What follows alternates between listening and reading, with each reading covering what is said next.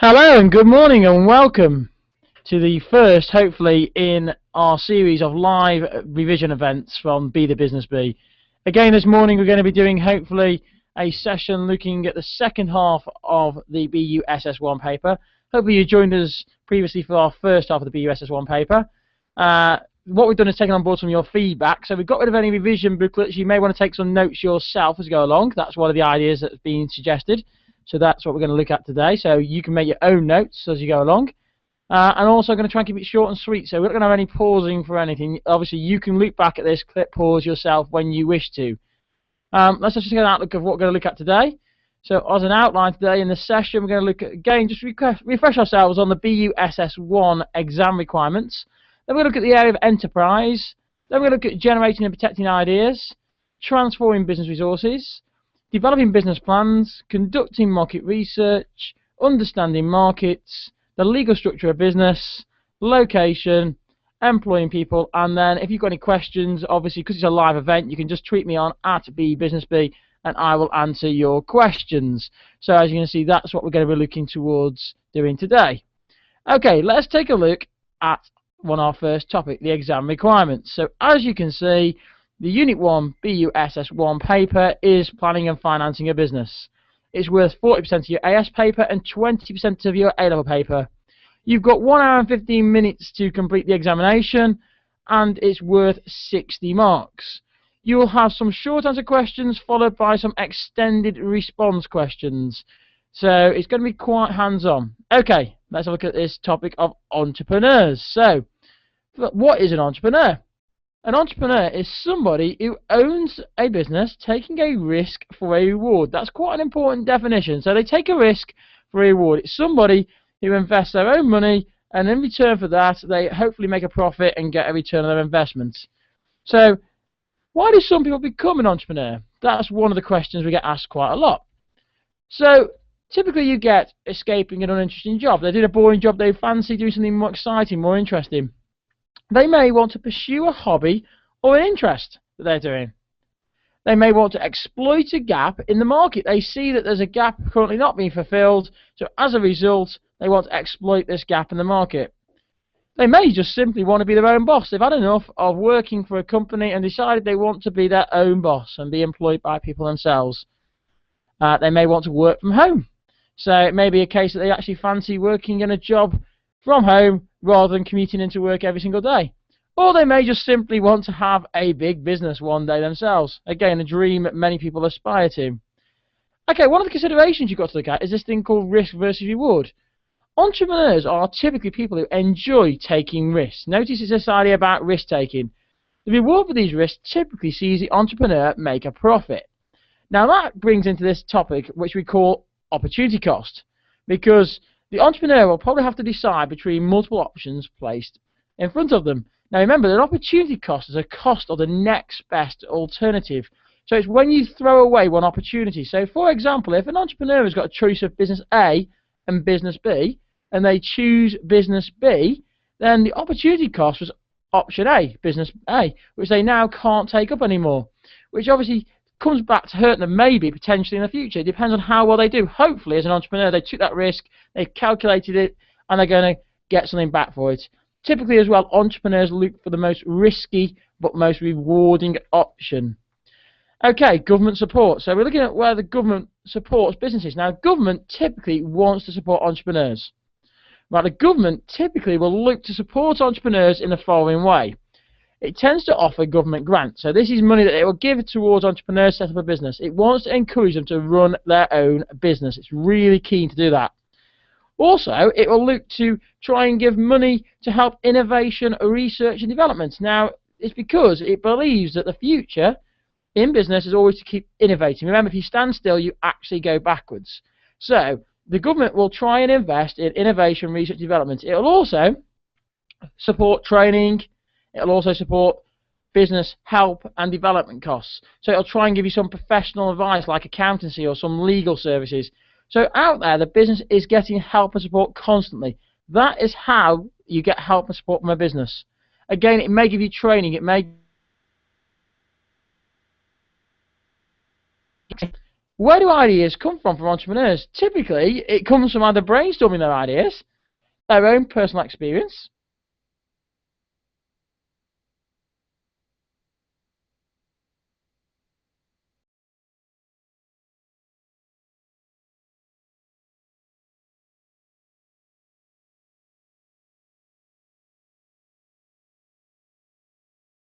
entrepreneur may take. Typically, they may want to buy a franchise, and this is where you buy the rights to use somebody else's name.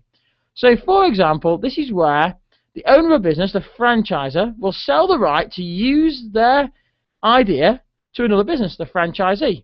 And typically, they would do this for a share of the profits and the cost. It's a fee. A good example of a franchise is McDonald's. So you will buy the right to use their name. And as a result, McDonald's will allow you to use their name, and through using their name, you can hopefully make a profit. And that's the whole idea of it, because the customer knows about your business, and then I'll just let you look at that slide, pause for 1 minute just to catch up what we've done. We covered quite a bit there, and I'm going to move on to look at copyright, patent.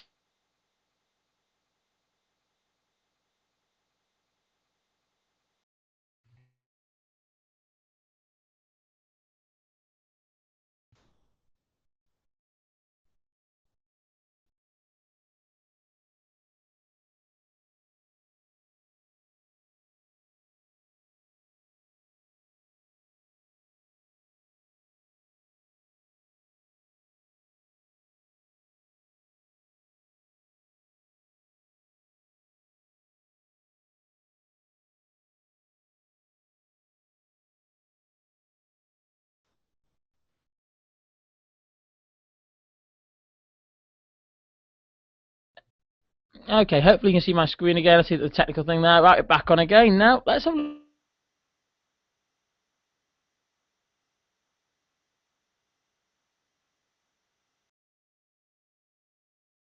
At the end of the day, any business wants to make sure that they have got the exclusivity and the unique selling points, and they belong to that company. And a patent or a patent and a trademark. Now, copyright applies to books, plays, films, and music. So it's protecting your rights to something that you've written down. So it clearly belongs to you. A patent or a patent protects the idea or the processes that are used to produce a product. And they normally last for a fixed period of time, normally 20 years. A trademark is normally something that you attach to a slogan or a logo. It's a word, an image, a sound, a smell that enables a company to differentiate itself away from its competition. So you will find that the McDonald's logo is trademarked. The I'm loving it slogan will be trademarked. You'll see a little TM logo next to it. Again, it's a great way to protect your brand image. Now, following on from that, you've got this thing about adding value, which you will see, and it comes from what they call transforming resources. Now, typically a business looks to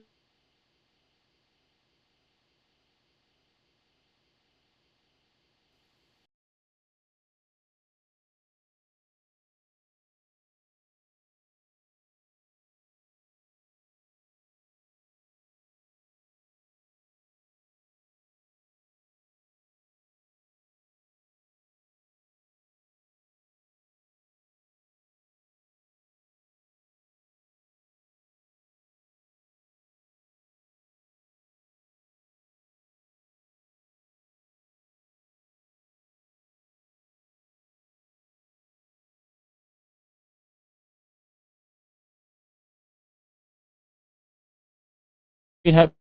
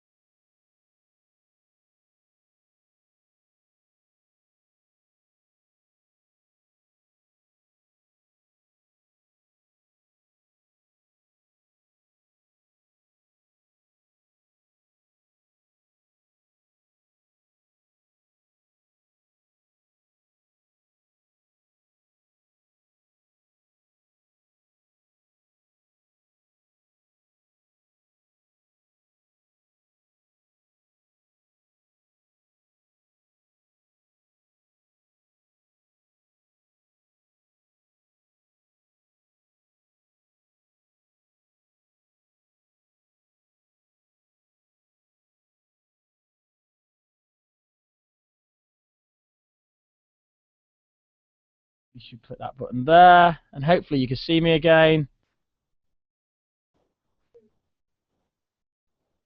The joys of a slow internet connection for you here. Click that button there, and we should reappear, hopefully. Hopefully you can see us back again. Maybe not. We disappeared again. We'll be back in a minute. I can see on my screen what you should be able to see. So if I click that button there, and that button there, I don't know if that's reappearing or not now. I have no idea. No, it's not back on your screen. Let's try that again. Try that again. And hopefully we've reappeared. No, we've not reappeared. Bear with me while we sort out these technical problems.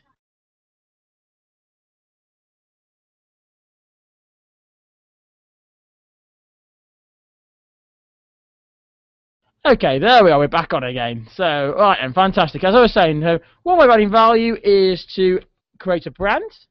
Another way is to increase your advertising. You could look to develop some improved product features. So you look to develop a new product or a new service and improve the features that are offered by it. Or you could try and establish a unique selling point. That's one of the key ways of trying to add value. Or you could try to add value through the quality of your customer service that you offer. So again, using the human side, the people side, to actually add some value to your product or service. And again, all this is purely making the product worth more than what you expect it to be charged at. Again, so making the product worth more money than what it costs you to do. Okay, now one of the things you will see regularly is a business plan. Now, a business plan is a document which will allow a business to allocate resources, to identify key decisions, and to plan for the future. So again, it's purely a plan. It's nothing tricky about it. It's dead simple. Now, you're meant to know for your exam the benefits and the drawbacks for a business plan. Okay, so this will be one of the benefits you'll get is you'll allow for your allocation of resources. So you can plan for how you're going to allocate your resources in your business. You can also assess your business idea. So you can see if it's a good idea or not. You can see whether your idea is actually valid or not. Enables you to consider any requests for funding. So do you need any requests for funding?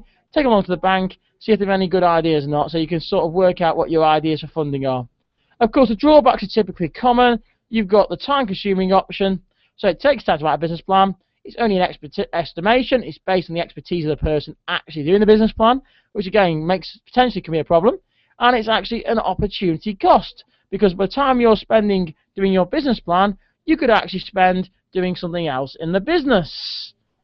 Okay, so typical contents of a business plan. A typical business plan will contain some of the following content. You'll probably have the business idea. Strangely enough, you want to tell people what it's all about.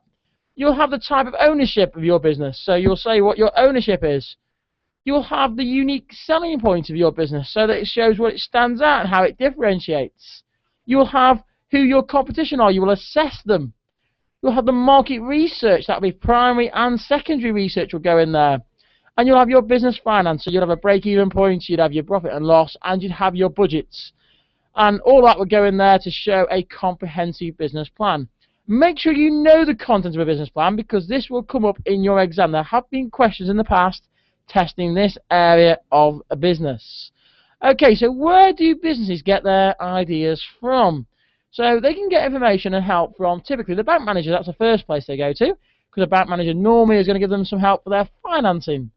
They could go along to Business Link, which obviously is a government organisation. They can offer help, advice, support, which grants you can tap into. Or they could go along to the Chamber of Commerce. The Chamber of Commerce is a great group of people they can go along to. Local business organisation where they can tap into expertise. Again, they might help them to apply for certain grants, certain operations, certain organisations can do things for them and help them out. Or they may go to the Department for Business and Industry, the government, and they can offer advice, support, help specific to that organisation, but on a more national level, so higher levels of sources of finance and higher levels of support. Now, one of the other areas you'll get questions on is market research, potentially. Now, you're probably well aware that primary market research is the first-hand collection of information. Typically, this includes questionnaires, surveys, focus groups. Remember, it's primary. You collect it yourself. You find out the information you want. You have got secondary information, so secondary market research, and that is data that's been collected for you already. Typically that's the internet, government publications, the press. So going through any information that's already out there tends to be drawbacks of that are really obvious. That information has been done for somebody else. So you're using past prehistoric data. So think about that logically. You're going to get information from documents that have been published already, and your rivals have got the same data. So it's not specific to your business, and it's readily available to anybody else. Whereas primary market research is normally really good because it's specific, it's relevant to your business model, it's hands-on, it's appropriate. However, one of the major problems of primary market research is it's expensive. You have to go out there and collect it. And of course, how reliable the data is depends on how good your sampling process is. And that leads us nicely on to sampling methods. Now, these are quite complex, but you have to know them for your exam. Okay, you've got different sampling methods. You've got this random sampling, quota sampling, and stratified sampling. Now, in random sampling, each member of the group has an equal chance of being selected. It's what it says it is. It says it's random. Everybody has got an equal chance of being selected. It's perfect for that appropriate nature, where you've got everybody has got an equal chance of being chosen. Makes it totally random. Now, sometimes that's not applicable because they're not in your target audience of people you're asking. So you may use what's called quota. Now, this is where you start to focus on target groups, target markets. Within your target markets, you then, when you put them into subgroups, you're going to go out there and you're going to ask people who are doing the survey to use their judgment to pick people they think meet that criteria. So notice you are selecting people. So for example, if you think that people are only 16 to 19 are going to use your business model, then you're going to go out there and you're going to ask people who you think are 16 to 19. And when you've got that exact quota, then you might go off and ask the people in the next quota group, so maybe the 25 to 35-year-olds. You are deliberately putting people into quotas and groups. Once you've met your quota, you stop asking them.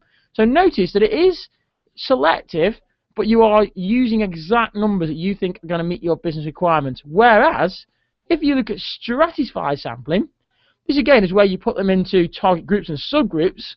But once they're in the subgroup, rather than in quota where you're looking for exact people, you're actually randomly selecting people. You're randomly asking people. So they've got a random chance of being selected. And that's what a random sampling method is.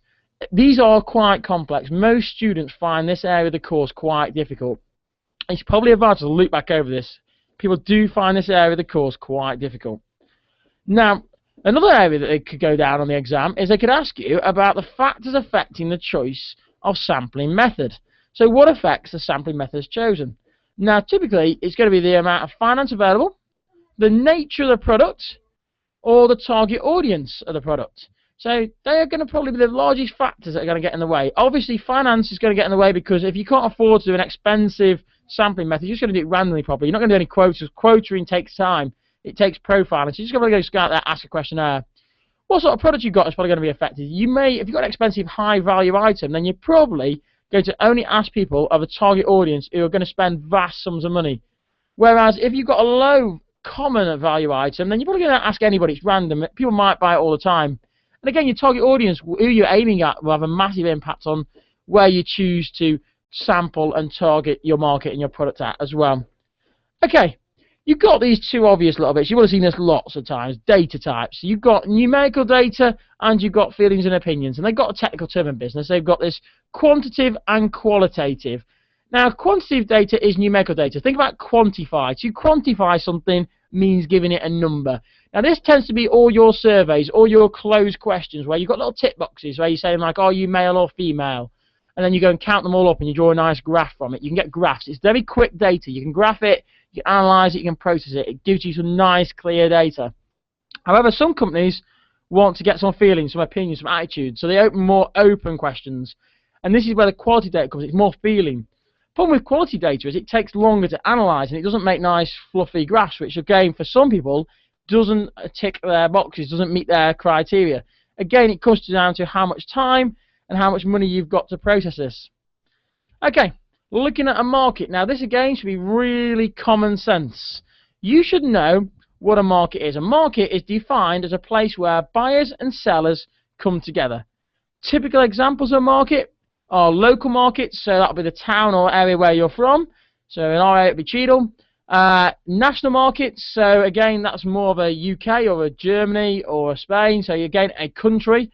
Or electronic markets, which is again the internet. Now these are more common, aren't they? And again, these are getting more and more common all the time. So anything that's bought online is an electronic marketplace. So those are your three types of markets. Now, with those markets, obviously, there's going to be something that's going to control the level of demand. Now, you have to know for your exam the basic factors that affect demand. Now, some of the obvious things that you're probably going to see all the time, the obvious factor is going to be price. Price will affect how much demand for a product there is. If it's too expensive, nobody will buy it. If it's too cheap, then you may sell too many items and devalue your brand. Your level of competition in the market may affect how successful your brand is going to be. So how much competition will affect how much demand there is for your item. What's the availability of substitute products, products that look like yours to the customer that they can buy elsewhere? Consumer income, how much a customer earns will affect demand. If they are particularly earning large amounts of money, they'll have a large amount of disposable income. More disposable income means they're going to be more willing to spend high levels of income on their product or service that's being offered. Low levels means they might be more cautious in what they spend it on. And successful marketing, so how successful you are at marketing and branding your products. Okay, now market segmentation. Now this is one of the areas, of course, people find exceptionally difficult to understand. And this is all about breaking the market down into smaller sections. And I've used an orange there, as you can see. I've used an orange because it's got segments. So if you imagine that the market is made up of different segments which can all be targeted and identified and focused in their own needs. So let's see the orange as like the car market. Within the car market, there are different cars aimed at different people. So different ages, different genders, different incomes, different locations, different tastes. So let's take a look at this in more detail. Let's think about how we could segment the car market.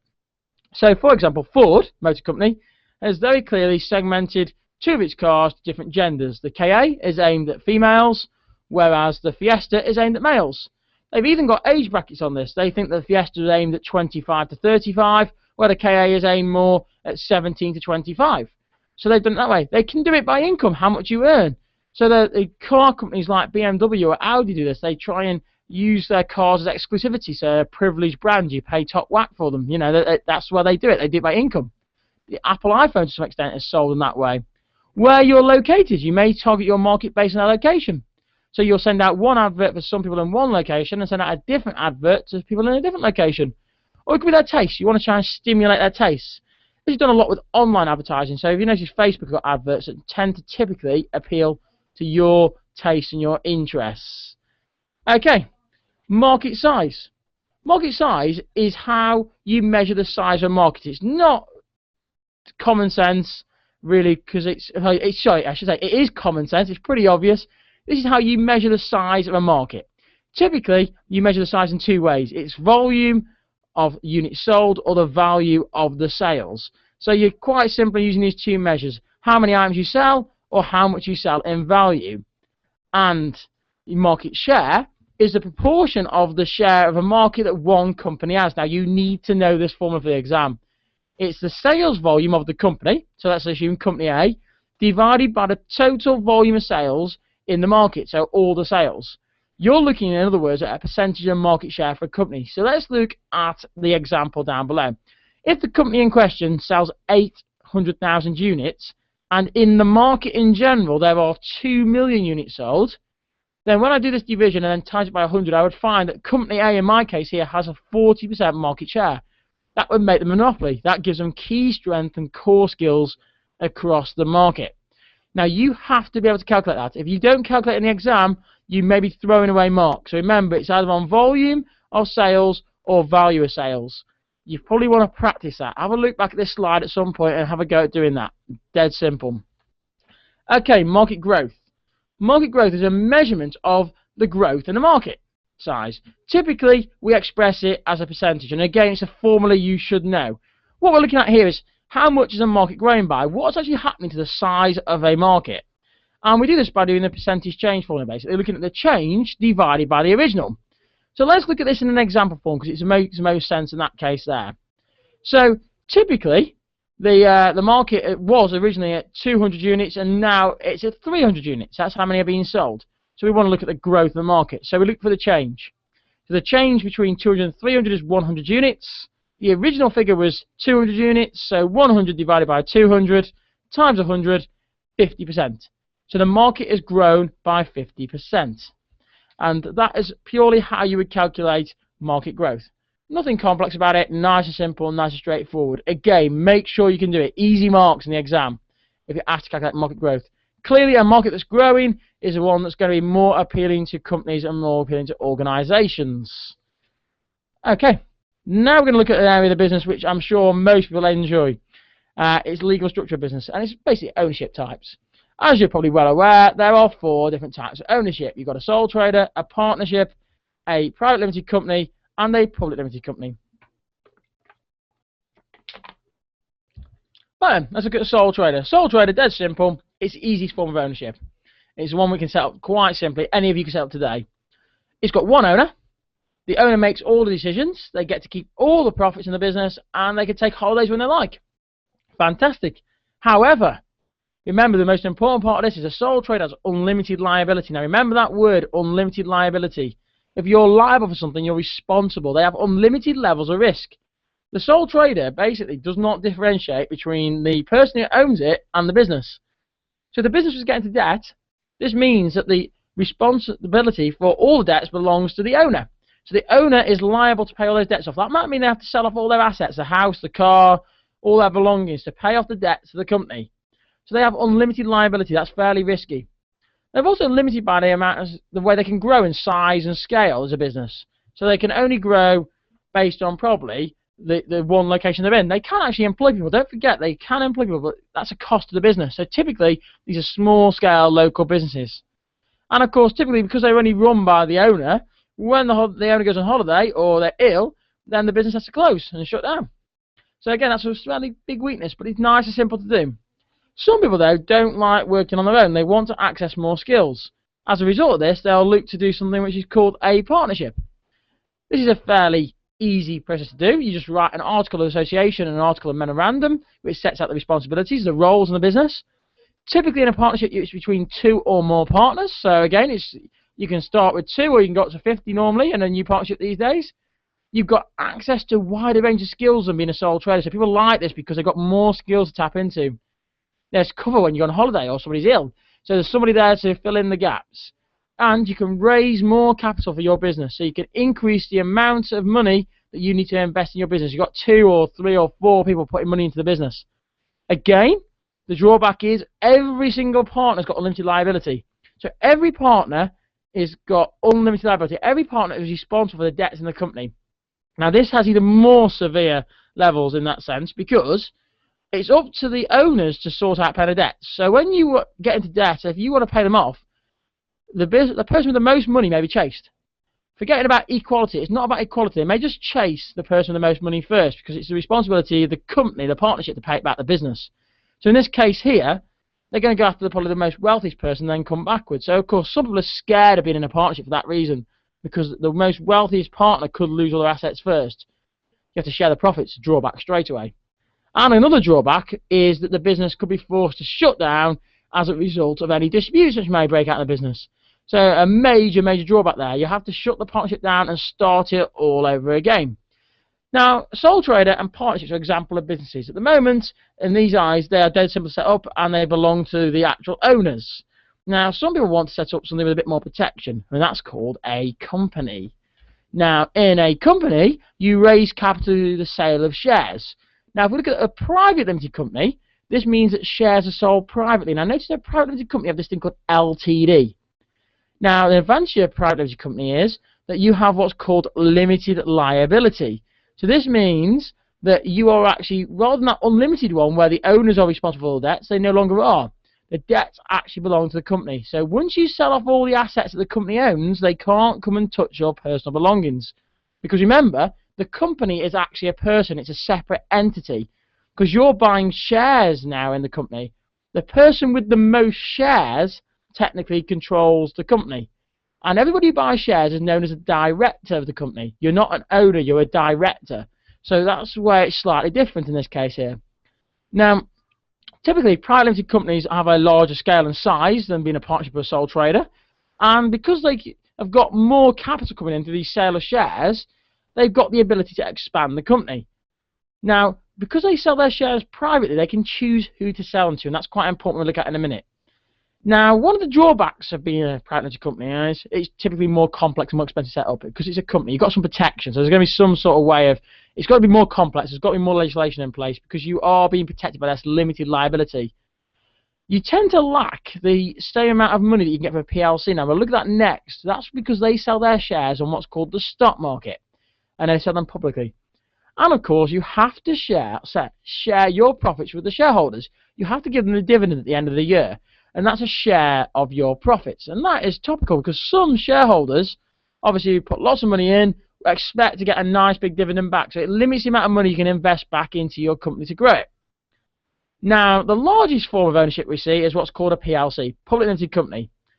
These are companies just like before, like the private ones. They have shares, they have limited liability, they have a larger scale. They are the largest companies you'll see, these like BT and Centrica, the ones that you see on the stock market all the time, ITV, PLC. You will always know these because they have that letter PLC at the end, Public Limited Company. Now, they sell their shares publicly on the stock market. This means anybody can buy. So unlike a private limited company where you choose to sell your shares to, and these ones, they actually sell them openly on the stock market. Anybody can buy shares. And that leads to a major, major disadvantage where you could actually lose control of your company. Because you can sell shares on the stock market, in theory, anybody can buy them up. Once somebody buys a majority share, so 51% of your shares, then in theory, you could lose control of your own company. And then you are working for somebody else. I remember it's because you are a director. Just like before, you are directors. You don't own the company, you buy a share into the company. Again, profits are shared with all the shareholders in a dividend, and these are naturally more complex to set up and manage and quite cost-worthy. They are large organisations. This is not probably an option you'd use for a small business owner. Now, another method that may come up in the exam is something what's called a social enterprise or a not-for-profit business. Now, typical examples of these include charities and community groups. Now, you've got to remember that these organisations typically aim to make a profit, and then they will reinvest the profit back into the organisation, so they'll break even at the end of it all. But they actually try to make a profit to start with. Now, the aims typically tend to be to provide a better service or to donate to the parent group, their parent charity that they belong. Now, remember that all their decisions typically come from what their aims and objectives are, so they're governed by their ethics and their moral principles. So social enterprises are organisations, they are businesses, and they do actually try to make money before reinvesting it back into the good cause that they represent. And that's what you get with a social enterprise. Okay, moving on to location. Now, it's fairly straightforward, this is. Now, you're probably well aware that the optimum location for a business is the one which is going to enable the business to be most successful. Location clearly depends on many different factors. Most companies will choose a location based on the one that provides the best value for money. So it offers a best value for money for the returns that they're going to put in there. It also provides the best technological resources. So maybe it provides the best ability to have high-speed internet, which is quite topical these days because some areas haven't got mega fast fibre broadband, as you're finding today with our system here, where our technical problems keep breaking up because the speed of the upload is slightly slow. Access to good infrastructure, so roads and railways. So again, connections. Can your customers get to you? Can your goods be delivered on time, meeting the needs of your market? Again, does it meet the needs of your market? Are your market going to be close enough to your location? Are you in the right place? More important for a shop, really. Now, the problem with that is, though, if you're in the right location, it may be expensive. So think about being in a shop and a shopping centre. Ideal location, ideal for the footfall. However, think about the cost of the rent. That's going to put your overheads, and it's going to have a massive impact on your expenditure in your business. Does it meet the needs of your organisation's qualitative factors? So the feelings of the managers, does it meet their needs where they want to locate to? Because bizarrely, some companies will purely locate based on what the needs of the management are and what they feel like. So there are factors you've got to consider in location. It typically comes up as a longer answer question, this topic does really. So, you know, look for them in the case study when you're actually answering your case study. Okay, let's have a look at employing people. So you may be asked a question about employment, and of course typically a company will choose to either employ people based on the following methods. So people will either be full-time or part-time, and they'll either be temporary or permanent workers. Full-time workers in the definition world obviously work 35 hours a week or more, and part-time work less than 35 hours a week. Typically full-time workers tend to be more trained, more skilled, more motivated because they actually work for the company all the time, so they're quite happy about that. They also tend not to be as flexible, or you have to make them redundant, which costs you money if you've got a slowdown in demand in your organisation. So it can have a financial effect in the long term. Whereas part-time workers tend to be flexible. You can bring them in to cover seasonal demand. However, at the same time, they don't probably lack the skills. They're not on the same training sessions, and they may not be as motivated because they're not being used all the time. They may feel like they want to work full-time but not been offered this chance. So this is where your motivation comes in. They may even go and get another job somewhere where they can get full-time work. You could adopt temporary staff. Now, typically temporary staff come from an agency. The problem with an agency is that the staff that come from an agency tend to be vastly expensive because you have to pay the agency for them using them. They tend to lack the skills of the organisation because they might be at your business today and then there'll be somebody else's business tomorrow. And they typically will lack motivation because they're there just purely for the money. So it tends to show that at this point here, these are people who can be brought in just for a very short-term seasonal increase in demand. Permanent staff tend to be skilled, motivated and trained for the organisation. They tend to feel more valued and respected. However, again, it comes with this cost because permanent staff are going to be difficult to get rid of if your business hits troubled times. Okay, now some companies will look to try and employ consultants. Now, consultants are people that you just bring in basically to offer expertise in areas which the business doesn't currently have. They can typically be expensive, and they don't necessarily have the knowledge of your business area or your culture of business or the marketplace of your business. However, saying that, they may have expertise in exactly the right area of business that you don't currently have. So these could be the exact people to bring in to help you write a business plan.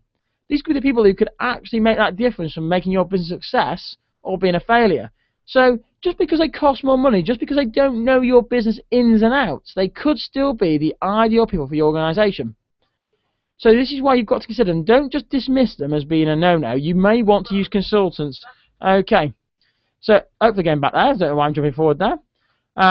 What I can say is that should, in theory, cover all the sectors. If you look at this video and combine it with our last video we did, I put a link on my website, you can hopefully find all the resources you need. That does conclude our session. As you can see there, that does conclude our session. I don't know why it's talking to me in your studio. Two technical gremlins there.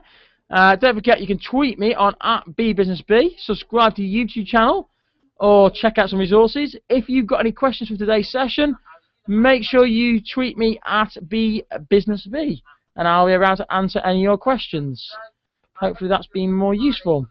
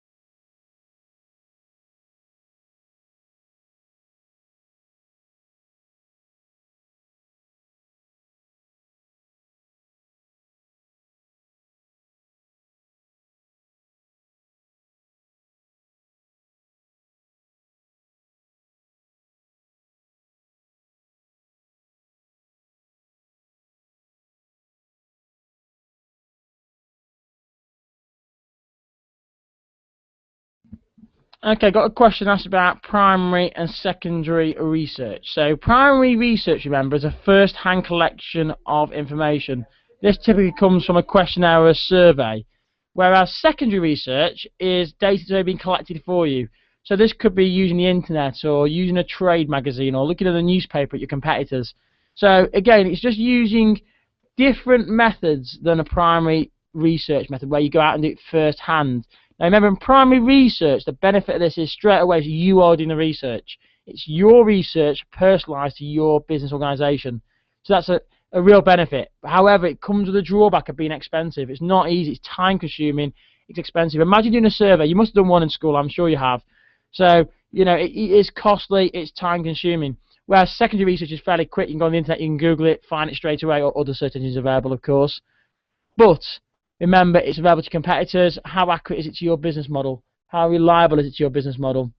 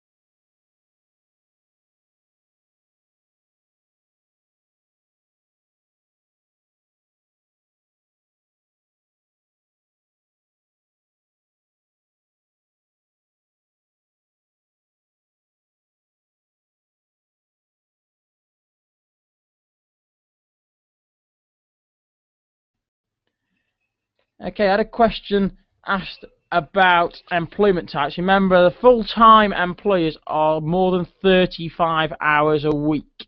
So people that work more than 35 hours a week are classed as full-time. If you work less than 35 hours a week, you're classed as part-time.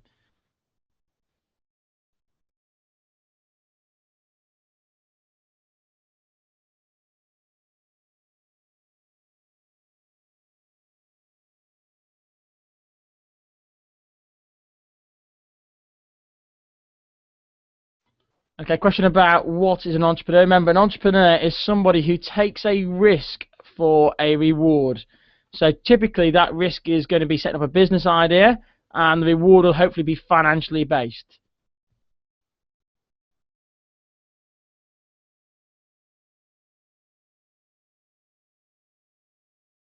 Following on from that, we've been asked about what motivates an entrepreneur. So, as you can hopefully think about, it's clearly things such as they want to escape their current job, they're not interested in their current job, they're bored in their job. They may want to pursue a hobby or an interest that they've got. They may be looking to exploit gaps in the market. They may just want to be their own boss because they're actually fed up of working for somebody else. They could want to work from home. That's fairly common, especially if you've got children, so it typically appeals to women, dare I say it. And maybe they just want to have a big business one day. They want to aspire to have their big business. So thinking about Maslow's hierarchy of needs and their aspirational levels.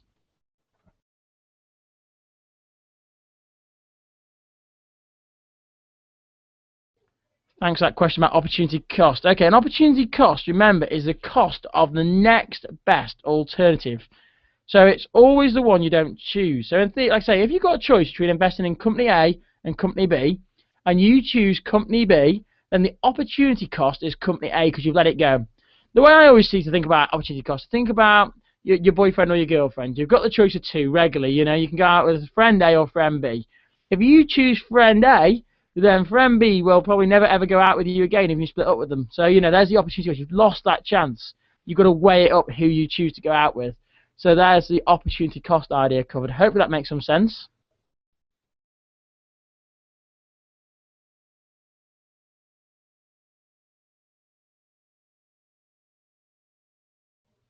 Okay, what is a franchise? A franchise is when you buy the rights to use somebody else's name or their idea. So in theory, if you look at McDonald's is a good example. McDonald's is a classic example. You are paying for the right to use their name, their brand, their image. Now, it costs you money for doing that. However, on the other side of it, you are actually going to make more money because the customer's got more loyalty, more affinity to that brand. So you're more likely to be successful as a business organisation.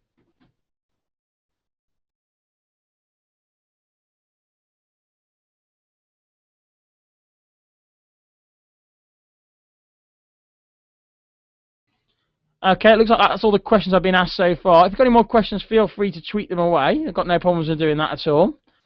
Just send them in to me. What I'll do is I will leave this broadcast now and I'll be on Twitter now, so you can tweet me away and I'll answer any of your questions.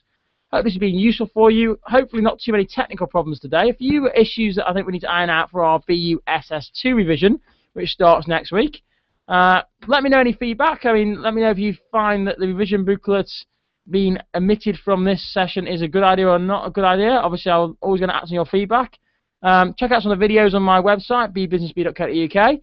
Feel free to tweet me at any time, and I'll try and help you with all your business help. You know, that's what I'm here for. I'm going to try and keep helping you to make sure you pass your BUSS1 exam. Thanks for joining me, and like I say, catch me on Twitter anytime.